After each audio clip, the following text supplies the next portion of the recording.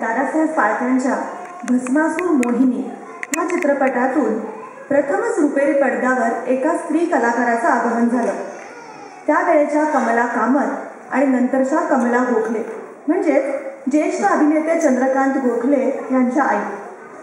यानंतर 1933 साली स्त्री पात्र असलेला पहिला रंगीत चित्रपट पुण्याच्या आर्यन थिएटरमध्ये प्रदर्शित झाला, सैरंगी. यातल्या भीम आणि कीचकाच्या द्वंद्वयुद्धाने लोकमने भीतीने बेशुद्ध पडली होती, म्हणून ब्रिटिशांनी त्यानंतर सेन्सॉरची पद्धत सुरू केली. दुर्दैवाने आज आपल्याला बघायला सैरंध्रीची एकही प्रत किंवा एकही निगेटिव्ह शिल्लक नाही. सैरंध्रीनंतर प्रभात फिल्म कंपनीची निर्मिती असलेले धर्मात्मा, संत तुकाराम, कुंकू, माणूस, शेजारी, रामशास्त्री यांच्या सोबतीनेच ब्रह्मचारी किंवा वंदे मातरम यासारखी अन्य चित्रेही आपल्या अल्बमच्या ह्या पानावर दिमाखात झळकताना दिसतात. संत तुकारांमध्ये दिपवून टाकणाऱ्या कोणत्याही अचाट कल्पना किंवा भव्य देखावे यांचा फटकारा नव्हता, पण कलाकारांच्या सहज सुंदर अभिनयाने आणि साध्या सोप्या संवादांनी प्रेक्षकांवर मोहिनी घातली. मुंबईच्या सेंट्रल सिनेमामध्ये हा चित्रपट तब्बल 57 आठवडे चालला. मराठीमधला हा पहिला मेगाहिट चित्रपट. त्यानंतर यशस्वी ठरलेला मराठीतला पहिला सामाजिक चित्रपट म्हणजे जरडबाला विभागाची समस्या मांडणारा कुंकू.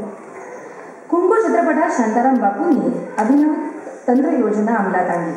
उदाहरणार्थ पार्श्वसंगीत न वापरता प्रसंगाला अनुरूप असं कोकिळीचं पूजन, रहाटाचा आवाज, रातकिड्यांची किरकिर, घड्याळाचे टिकटिक, दूधवाला, कलईवाला यांचा आवाज याचा उपयोग चित्रपटसृष्टीच्या जगात पहिल्यांदाच केला गेला. नंतर माणूस या चित्रपटातून वेश्येशी लग्न करून तिला माणूस म्हणून समाजात स्थान देण्याचा फौजदाराचा प्रयत्न आणि त्याला विरोध करणारा समाज यांच्यातला संघर्ष दिसला. तर शेजारीमध्ये त्या काळाइतकाच आजच्या काळात महत्त्वाचा ठरलेला हिंदू मुस्लिम ऐक्याचा विषय हाताळण्यात आला. राजा हरिश्चंद्र प्रदर्शित होण्याच्या 1 वर्ष आधी दादासाहेब तोरणे यांनी 1912 साली पुंडलिक या नाटकाचं चित्रपट रूपांतर श्री पुंडलिक या नावाने केलं. जॉन्सन नावाच्या ब्रिटिश कॅमेरामनच्या सहाय्याने त्यांनी मुंबईतल्या त्या काळच्या तुरळक वस्ती असलेल्या ठिकाणी म्हणजे लॅमिंग्टन रोड, त्रिभुवन रोड, गिरगाव बॅक रोड या परिसरात शूटिंग केलं.